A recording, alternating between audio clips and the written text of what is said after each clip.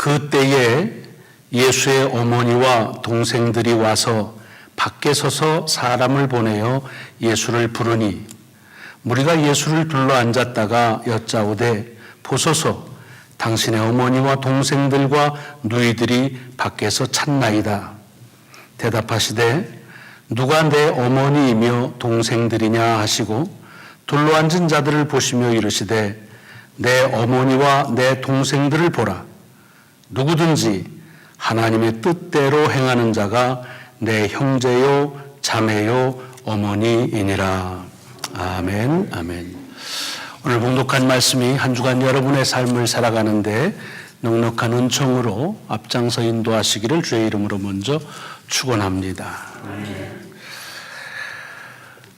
살아가는 것이 녹록지 않다는 얘기를 참 많이들 합니다. 아마 지난 한 주간도 여러분들 모두가 다 쉽지 않은 그런 삶의 과정들을 거치셨다 생각을 합니다. 특별히 살면서 힘이 무척 들 때가 있지요. 그때 여러분들에게는 아마 누군가가 옆에 있기 때문에 그런 과정들을 지나셨고 또 지금도 지나가고 있다 생각을 합니다. 물론 우리가 신앙인이기 때문에 하나님의 사랑과 그리스도께서 우리에게 주신 은총을 덧입는데 그런 하나님의 사랑과 그리스도의 은총이 통로가 돼서 내 옆에서 내게 힘이 되고 위로가 되고 하는 그런 귀한 분들이 있습니다. 여러분들은 그런 분들이 떠오르시는지요? 아마 떠오르실 것입니다. 그리고 많은 사람들이 이렇게 내게 소중한 사랑의 손길이 되고 힘이 되는 사람들을 꼽으라고 하면 지체 없이 가족을 생각합니다. 아마 여러분들에게도 가족은 그런 의미가 있으시리라고 생각합니다. 지금까지 내가 살아오는데 가족이 없었다라고 한다면 그러면 정말 내가 살 수 있을까? 때로는 버겁기도 하고 힘들기도 했지만 그래도 내 사랑하는 가족들 때문에 힘을 얻고 용기를 얻는 그런 삶을 이어온다 생각을 합니다. 아마 오늘도 설교 제목이 가족이라 이렇게 뽑았는데 그 가족이라는 말 자체만 가지고도 가슴이 뭉클하고 또 힘이 되는 그런 분들이 많이 계시리라고 생각합니다. 가끔 SNS를 보면은 미국에서 해외로 파병 갔던 군인들이 이제 돌아오는데 그걸 몰래 서프라이즈로 그렇게 이제 가족들하고 이렇게 제외하는 그런 프로그램들을 많이 합니다. 뭐 미식 축구장에서도 하고 학교에서도 하고 뭐 여기저기서 하는데 그때 아마 여러분들 보셨을 거예요. 가족들이 같이 만나는 그 재회의 기쁨은 뭐 어떻게 형용할 수가 없을 만큼 사람만이 아니라 개도 그렇게 뭐 난리가 치면서 반가워하고 하는 것을 아마 여러분들이 쉽게 연상을 하실 수가 있을 겁니다. 글쎄 뭐 군인이라 파병은 받아본 적이 여러분들이 군인이 아니셔서 없지만 사실 우리가 늘 보고 싶고 그리워하는 분들 이제 명절이 되면 뭐 한국에서 이렇게 찾아가기도 하고 그러죠. 뭐 귀성열차 뭐 난리가 나잖아요. 그래도 뭐 그 체증을 뚫고서라도 기어코 가는 게 가족이 있는 곳을 향하는 겁니다. 제가 어렸을 때 저는 서울에서 있다가 할아버지 할머니네 있는 곳을 가면 장항선을 타는데 우리나라 철도 시스템은 아무도 그렇다라고 공식적으로 말하진 않지만 경부선 위주로 돼 있습니다. 그리고 그 다음이 호남선이고 그 다음 배려받는 거 배려도 안 받는지도 모르죠. 장항선입니다. 그래서 타고 가면 경부선 먼저 보내고 호남선 장항선 서 있다가 그 다음 호남선 가고 그리고 이제 장항선 가는 거예요. 그래서 가는 길이 멀고 또 많이 있지도 않습니다. 그래서 명절 때 한번 고향 가려고 하면 진짜로 어느 한가는 그 열차 위에 올라타고서 그렇게 해가지고서 가는 그런 풍광도 그게 뭐 지금 베트남이나 중국에서 있는 일이 아니라 우리들에게도 얼마 전까지 있었던 그런 풍광입니다. 가족을 그리워하는 그런 마음이지요. 중국은 우리보다 더한 것 같아요. 춘절이라고 그러는데 요즘에 뉴스에 보니까 이 춘절 때 이동하는 인구가 올해의 예상을 36억 명이 움직인답니다. 36억 명. 난 감이, 하여튼 전 인구의 반 정도가 지금 가는 거죠. 그러니까 뭐 한 사람이 한 군데만 가는 게 아니라 여러 군데 가는 걸 다 카운트했나 봐요. 작년에 비해서 2억 명이 더 움직인답니다. 그래서 나라가 정한 공식 그 휴일이 일주일인데 보통 회사나 뭐 이렇게 영업하시는 분들은 못 쉬어도 20일, 30일 정도는 다 문을 닫고 쉰다고 합니다. 가족에 대한 그리움, 가족이 얼마나 소중한가 하는 것을 우리가 바라볼 수 있는 그런 예증이 될 수가 있습니다. 미국에 살면서 편리한 것도 있지만 아쉬운 건 뭐 명절 때는 고사하고 부모님이나 형제들이 한국에 있는 분들은 위독하다 하는 얘기를 들어도 가봅지 못할 때가 참 많지요. 체류하는 비자 문제 때문에 그렇고 또 운영하는 그런 가게 이런 일들 때문에 자리비기가 쉽질 않아서 그래서 안타까운 마음을 가지고서 지낼 때가 참 많이 있습니다. 지난 금요일에 그 에덴교회 볼티모어에서 사역하시는 신효선 목사님이 메시지를 보냈어요. 아버님이 위독하셔서 그래서 토요일 아침 비행기로 다녀옵니다. 그렇게 잘 다녀오라고 이렇게 했는데 얼마 전에 한번 위독하시다고 해서 다녀온 적이 있어요. 그랬는데 토요일 아침에 다시 메시지가 왔는데 자꾸 하셨다고 그래서 이제 임종을 못하고 그리고서 이제 가서 장례를 치러야 되는 일들. 뭐 이게 그냥 뭐 신목사님의 얘기가 아니라 우리 주변에서 흔하게 일어날 수 있는 거죠. 그게 왜 안타까우냐? 가족이기 때문에 그런 겁니다. 가족. 참 가족이라는 말은 듣기만 해도 때로는 힘든하고 또 우리의 마음에 어려움을 겪기도 합니다. 이렇게 가족에 대한 것들이 우리 속에서 참 귀한데 얼마 전 제가 동영상 하나를 봤는데 건장한 40대 남자들 몇 사람을 건강진단을 했습니다. 그러고 나서 이제 의사가 며칠 후에 다시 와서 검진 결과를 알려주겠다 하고 이제 그걸 이제 몰래 카메라로 이렇게 촬영한 겁니다. 근데 그 사람들이 다시 이제 와서 건강검진 결과를 의사한테 이제 얘기를 듣는 겁니다. 근데 뜻하지 않게 아주 청천벽력과 같은 얘기를 듣습니다. 시간이 얼마 없다는 겁니다. 몇 개월밖에 안 남았다는 겁니다. 얼마나 놀랐습니까? 아무렇지도 않은 줄로 알고 바쁘게 회사 생활하고 뭐 비즈니스 하고 했는데 갑자기 몇 개월밖에 안 남았다 그러니까 너무 놀랬지요.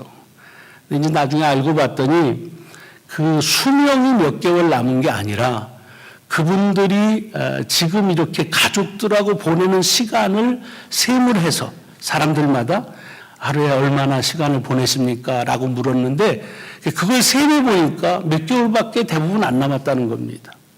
그래서 참고적으로 하루에 30분씩 아주 지속적으로 가족하고 같이 대화하고 그런 시간을 매일 같이 하루도 빼놓지 않고 30분씩을 하면 1년이면 얼마나 될 것 같습니까?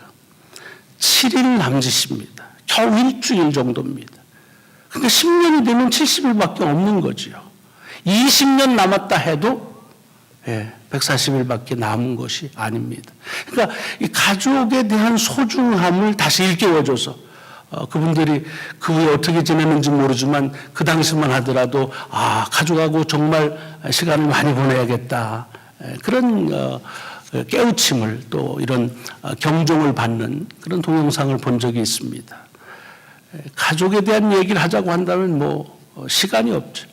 얼마든지 가족의 소중함들을 말할 수 있습니다. 특별히 어려울 때 다른 사람들에게 소외당하거나 또는 다른 사람들이 알아주지 못할 때 내게 있어서 나를 이해해주고 그대로 받아줄 수 있는 가족이 있다고 하는 것처럼 큰 위로가 되고 은혜가 되는 것도 별로 없습니다.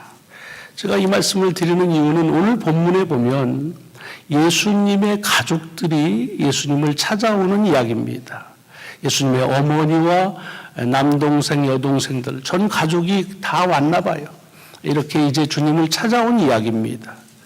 여러분, 이때가 언제냐면 예수님께서 문맥 전후로 우리가 예수님을 뭐 힘들어 하셨다. 그게 말이 안 되는 것 같지만 인간적으로 보자면 좀 힘든 때라고 말할 수 있습니다. 왜냐하면 사람들이 예수님에 대해서 오해를 합니다. 그냥 생각으로 오해만 하는 게 아니라 자꾸 얘기하고 다니는 거예요.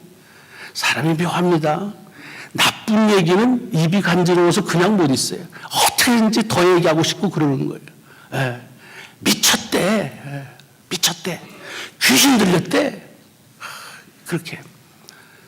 예. 그래서 본문에는 속상한 표현은 없습니다만은 잘 그 그리스도께서 하시는 일들을 심지어는 같이 다니는 사람들조차도 잘 이해 못하는 그런 때입니다.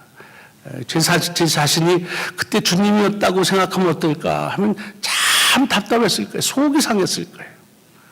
그렇게 삶에 속이 상할 때, 다른 사람이 알아주지 않을 때 가족이 온 겁니다. 더군다나 엄마가 온 겁니다. 엄마. 여러분, 엄마 보고 싶을 때가 언제예요? 힘들 때, 참 지칠 때, 그때 엄마를 찾게 되고 찾아서 엄마를 만날 수 있다고 한다면 그게 얼마나 큰 축복입니까? 엄마가 오신 거예요. 또 동생들도 다 같이 데리고 온 거예요. 그러니 얼마나 힘이 나겠어요. 우리대로 말하자면. 근데 우리 본문은 이런 엄마가 힘든 아들을 찾아오는 감동적인 가족 드라마가 아닙니다. 오늘 본문에 보면은 우리 본문은 그렇게 전개되고 있질 않습니다. 여러분, 주님의 가족들이 왜 주님을 찾아왔는지 정확한 그런 직접적인 원인, 이유를 언급하고 있지는 않습니다. 하지만 오늘 본문을 이 3장을 마지막 부분을 쭉 읽어가시면 아, 그래서 왔구나 하는 걸 금세 우리가 눈치챌 수가 있습니다.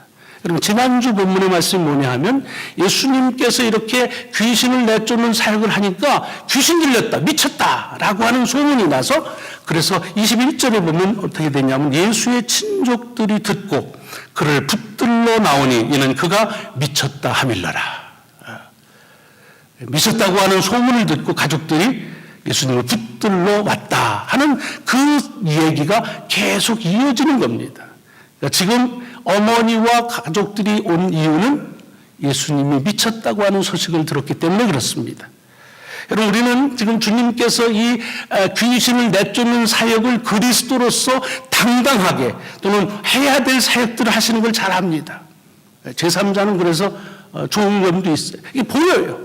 또 우리는 복음서 전체의 내용을 알기 때문에 지금 이 이야기가 예수 그리스도의 전체 사역에서 어디에 위치하고 있는지도 잘 압니다. 하지만 그렇기 때문에 우리는 혹시 이 가족들에 대해서 조금 섭섭하거나 아니면 또 어떻게 가족이 그것도 이해 못하나 이렇게 생각할 수 있습니다. 다른 사람은 몰라도 가족은 이해해 줘야지. 아이고, 그렇게 말할 수 있습니다. 그러나 정작 우리가 그 가족이라고 한다면 쉽게 얘기하면 여러분의 아들이 다른 데 가 있는데 걔 미쳤대. 그런 소리를 들었다고 생각해 보십시오. 또 아들 계신 분한테 내가 얘기하기가 어렵네. 그러니까 한번 생각해 보세요. 당신 오빠가 당신 형이 미쳤대, 귀신 들렸대 라고 한다고 한다면 여러분 안 가겠습니까? 가지요. 저라면 훨씬 더 빨리 갔을 것 같아요. 왜? 사랑하니까. 내 사랑하는 자식이 그런 이야기를 듣고 하는 게 안타깝기도 하고 또 그냥 아주 넓게 양보해도 집안 망신 같기도 하고 그래서 하여튼 어쨌든지 가는 겁니다. 그러니까 여기 예수께서 이 일들을 이렇게 어려움을 겪고 있는 일을 사실은 위로해주고 하기 위해서 간 것은 아니라 그런 속에서 붙들어 오기 위해서 갔다 이렇게 볼 수가 있습니다. 그 장면을 오늘 본문에 보면 이렇게 묘사되어 있습니다. 그들이 거길 와가지고서 어떻게 하냐면 보고 싶어 왔으면 그냥 예수님 얘기하시고 사역하는데 뒤로 들어가면 될 거 아닙니까? 그런데 오늘 본문에 보면 들어가지 않고 밖에 서서 사람을 통해서 예수님을 불러냅니다. 무슨 소리예요? 뭔가 좀 이렇게 간격이 있잖아요. 보고 싶고 그리고 안타까운 마음이 있으면 그냥 가는 거예요. 우리가 이렇게 있으면 저 뒤에 와가지고서 뭐 이렇게 손도 좀 흔들리고 뭐 이거 하트도 좀 날리고 뭐 이렇게 해주면서 격려할 수 있죠. 근데 지금 온 게 뭐냐 하면 예수께서 지금 어떤 일을 하고 계시는지 또는 그가 보고 싶고 이런 이유 때문이 아니라 그를 붙들어 가기 위해서 그래서 왔다 그런 얘기입니다. 근데 이렇게 온 것을 알고 사람들이 얘기를 합니다. 오늘 본문에 보면 한두 명이 얘기한 것이 아니라 무리가 얘기합니다. 그러니까 예수님 가족이 누군지 다 아는 거예요. 당신의 어머니와 동생들과 너희 동생들이 지금 밖에서 찾고 있습니다. 라고 말합니다. 자, 여러분 이 이야기를 가족이 왔다는 얘기를 여러분들이 어떤 일을 할 때, 뭐 일을 열심히 하거나 어떤 뭘 할 때 그런 전갈이 오면 어떤 마음으로 대답을 하시겠습니까? 이게 너무 반가운 거 아닙니까? 나를 좀 이해해 줄 수 있는데 가족이 온 것이니까 그래서 얼마나 반갑겠어요. 그래서 이렇게 얘기했죠. 아이고 그러냐고 빨리 모시고 들어오라고 라고 하거나 아니면 지금 바쁘니까 조금 기다리시라고 그러라고 내가 요거 딱 마치고 나서 바로 갈 테니까 밖에 좀 계시라고 그러라고 얘기를 하는 게 상식입니다. 근데 주님은 그렇게 말씀을 하지 않으십니다. 어떨 때 보면 주님 진짜 요새 애들 말로 까칠하지. 지금 어머니 오셨다고 그러는데 거기다 대고 얘기하십니다. 뭐라고 얘기합니까? 오늘 본문에 보면은 누가 내 어머니며 동생들이냐. 그리고서는 둘러앉은 사람들을 보고 얘기합니다. 내 어머니와 동생들을 봐라. 그리고서는 하나 더 하시죠. 누구든지 하나님의 뜻대로 행하는 자가 내 형제요 자매요 어머니다. 객관적으로는 뭐 가르침이 될 수도 있고 있는데 주님이 이렇게 말씀하시면 안 됩니다.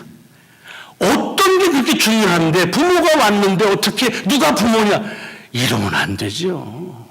사실은 이런 요소들 때문에 기독교 선교 초기에서 우리 한국교회에서도 우리 신앙에 대해서 매우 오해를 받은 적이 있습니다. 어떤 오해를 받냐면 예수 믿으면 부려막심한 놈들 된다. 조상도 모르는 놈들이 된다. 이런 오해들을 많이 받았습니다. 사실은 오해죠. 왜냐하면 우리가 가지고 있는 계명 중에 사람이 해야 될 맨 먼저 으뜸이 부모를 공경하라는 것이고 또 복음서를 봐도 주님께서 부모에 대한 그 공경에 대한 언급을 많이 하셨습니다. 마지막 삶의 마지막 부분에서 한 가지 부탁한 것이 어머니를 부탁하는 일을 우리는 십자가에 매달리신 예수 그리스도의 마지막 모습에서 볼 수가 있습니다. 그러니까 불효하는 그런 종교가 아닙니다. 제 친구 지금은 이제 이런 그 심층심리학 연구소를 하는 친구인데 제가 학교 동창입니다. 대학 동창인데 그분이 이제 그 할아버님이 유교학자십니다. 유교학자신데 예수를 안 믿었습니다. 왜 예수를 안 믿냐면 그런 이유들 때문에 아주 이건 몰상식한 불효막심한 종교이기 때문에 나는 안 된다 그러는데 그 어르신이 성경을 이 손자가 신학교 갔다니까 하나하나 차근차근 읽고서는 아이고 이거 내가 잘못 알았구나. 기독교는 효의 종교구나 하시고서는 신앙생활을 시작한 그런 예화도 있습니다. 어쨌든 오늘 본문 속에서 이런 오해를 가져올 수 있는 게 뭐냐면 마치 지금 주님은 지금까지 함께 정말 금이야 오기야 키워주고 같이 살았던 가족은 그냥 내동댕이 쳐버리고 그리고 지금 다시 자기를 따라하고 함께하는 지금 여기에 있는 이 사람들이 가족보다 낫다라고 하는 얘기로 들으시면 오해입니다. 전혀 그런 얘기가 아닙니다. 어떻게 보자고 한다면 가족이 무엇인지에 대한 그 가족의 의미를 다시 한번 이렇게 새롭게 깨닫게 해주시는 그런 모멘텀을 주님은 이 말씀 속에서 가지고 있다 그렇게 생각을 합니다. 여러분 가족이 좋은 건 뭐냐 하면 다 비슷하다는 겁니다. 그렇죠? 가족은 생김새도 비슷하고 성격도 비슷합니다. 그래서 가족인지 아닌지를 구분하려면 DNA 유전자 검색해보면 금방 알지요. 또 피도 거의 같습니다. 혈액형이 다 비슷합니다. 그렇죠? 그래서 뭐 안 맞는다, 뭐 무슨 평생 연수다 그래도요 가족처럼 그렇게 잘 맞는 사람이 없습니다. 잘 맞아요. 그런데 사실은 그런 가족들에게서 있는 그 유사함, 비슷해지는 이런 것들은 가족이 된 다음에 주어지는 어떤 특성입니다. 가족이 되면 그러면 이제 그런 일들이 그 가족 안에서 일어나는 거지요. 그러나 가족이 되는 조건으로서는 혈액형이 같아야 되거나 성격이 같거나 모습이 같거나 그렇지는 않습니다. 여러분 다 이제 가족을 가지고 결혼하시는데 여러분 처음에 결혼하실 때 어떠세요? 성격이 아주 똑같아서 마음에 드셨습니까? 예, 모양새가 어쩐지 다 나랑 비슷해서 그래서 마음에 드셨습니까? 그럴 리는 없지요. 여러분, 가정을 통해서 주어지는 어떤 결과랄까요? 그런 어떤 하나님이 주신 은총은 그 같아지는 것에 있습니다. 하지만 이 가정이 시작하는 것을 보면 같아졌기 때문에 가정이 시작되지 않습니다. 혈액형이 같지만 같다고 가족이 아닙니다. 제가 A형인데 아마 A형 계시지만 우리는 가족이 아닌 분들이 더 많습니다. 모양새가 이렇다고 해서 그 비슷한 것 가지고 찾아가지 않습니다. 오히려 사실은 뚱뚱한 사람은 좀 마른 사람을 좋아하고 홀쭉한 사람은 좀 통통한 사람 좋아합니다. 저 같은 사람도 이제 결혼할 수가 있었죠. 다 그런 거예요. 자기가 갖고 싶은 바라는 것들은 대개 반대인 경우가 많습니다. 성격이야 말할 것도 없지요, 뭐. 그러면 우리의 가정이 어떻게 시작되었나? 여러분, 우리의 가정의 시작은 유사성에서 시작된 것이 아닙니다. 서로의 근접하면서 시작된 게 아닙니다. 그거로 말하자면 굉장히 멉니다. 무엇 때문에 시작했습니까? 물론 사랑했기 때문이죠. 그러나 사랑했다고 다 결혼하나요? 그렇진 않습니다. 다 가족이 되진 않습니다. 가족이 될 때, 특별히 우리 신앙인들에게 있어서 가족이 된다고 하는 것은 뭐라고 하냐면 하나님의 뜻이라고 봅니다. 그렇잖아요? 그러면 어떻게 김영희 집사랑 결혼했어요? 파스타 만들어주고 꼬셔가지고 하셨나? 아니, 하나님의 뜻이잖아요. 그렇잖아요? 예, 하나님의 뜻입니다. 우리는 그래서 많은 사람들 앞에서 결혼 인식을 하면서 당당하게 얘기합니다. 이것은 하나님의 뜻이었습니다. 약속이었습니다. 그리고 그 뜻을 우리는 지금 행하는 것입니다. 그것이 서약입니다. 창세기 2장에 보면은 남자와 여자를 만드시고 그리고 나서 남자를 그 부모에게서 떠나 아내와 합하여 한 몸을 이룬다. 이것이 결혼에 대한 성경의 가르침의 첫 번째입니다. 그리고 마태복음 19장에 보면 예수님께서 그 이야기를 그대로 다시 강조하면서 그러니 하나님께서 짝지어 주신 것을 사람이 나눌 수가 없다. 이런 말씀을 언급을 하십니다. 무슨 얘기냐? 그 이야기는 우리의 가족이 됐다는 사실은 이것은 우리의 유사성이나 근접성 때문에 된 것이 아니라 하나님의 뜻이었다는 것입니다. 그리고 그 뜻을 행할 때에 그 속에 근접하고 유사한 것들이 부수적으로 주어진다 그런 말입니다. 이렇게 보면 주님께서 하나님의 뜻대로 행하는 자는 누구든지 내 가족이다 라고 하는 말을 우리가 이해할 수가 있습니다. 가족은 혈액형에 같은 것이나 모양에 같은 것이나 그리고 성격에 같은 것에서 오는 것이 아니라는 겁니다. 믿음의 가족 마찬가지입니다. 여러분, 한국의 교회에 보면은 이 직업이 유사하신 분들이 같이 신앙생활하면 참 좋을 것 같아서 직업으로 교회들이 생긴 적이 있었습니다. 그러나 지금 한 교회도 계속되질 않습니다. 아주 비슷한 사람들이 모이면 신앙생활이 잘 될 것 같지만 그렇지 않은 것은 자명하게 나와 있습니다. 가족이 되어서 비로소 유사해지는 것이지 유사한 것 때문에 결혼은 가정은 시작되는 것이 아닙니다. 가정의 시작은 가족의 시작은 하나님의 뜻으로부터 시작된다는 것입니다. 그러면 그 하나님의 뜻에 함께 행할 때에 그때 함께 그 안에서 유사함이 근접함이 선물로 주어진다 하는 것입니다. 우리가 그리스도 안에서 한 가족이 되었다라고 하는 말은 그런 의미에서 오늘 본문 속에서는 가족의 의미를 훨씬 확대해 주는 것입니다. 가족은 혈연이나 DNA 문제만이 아니라 하나님의 뜻이라고 믿고 함께 더불어 삶을 살아가게 될 때에 그가 형제가 되고 그가 자매가 되고 그가 어머니와 아버지가 될 수 있다. 가족이다 하는 얘기입니다. 여러분, 이것은 우리를 한 교회로 부르신 대단히 소중한 하나님의 의도라고 볼 수 있습니다. 아마 여러분들이 저를 그렇게 마음에 안 맞는 것들이 많이 있으실 겁니다. 근데 그냥 20여 년 이상 지났는데 그냥 그렇게 가는 거지 이렇게 하시는, 물론 아양 때문에 제가 계속 사역을 할 수도 있죠. 근데 놀라운 건요, 한 교회에서 같이 신앙생활하면 비슷해지는 거 모르시죠? 비슷해집니다. 기도하시는 거 보면 어쩜 그렇게 목사하고 똑같이 기도하시는지 몰라요.